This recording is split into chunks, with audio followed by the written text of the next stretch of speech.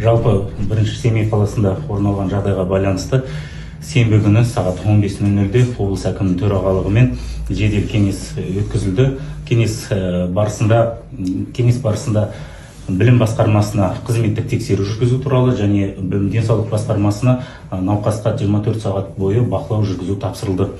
Аталған қызметтік тексерістің нәтижесінде Семей қаласының 3 мектебінің ұстаздары жаңа жылдық шыршаны безендіру жұмыстарына тартылған туралы анықталды. Олардың қатарында нөмір 49 орта мектептің мұғалімі жарақат алды.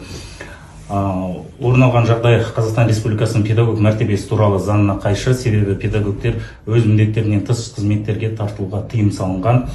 Зардап шеккен ұстазымызға қазіргі таңда барлық жағдайда медициналық көмек көрсетілуде.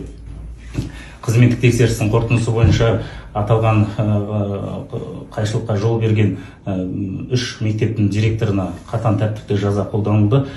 Семей қаласы білім бөлімінің басшысы қызметінен босатылды қазіргі таңда. Аталған сұрақ облыс басшылығының және оқу ағарту министрінің жеке бақылауында. Білім басқармасы өз тарапынан бұндай жағдайларды алдағы уақытта болдырмау үшін тиісті тапсырмалар беріп бақылауға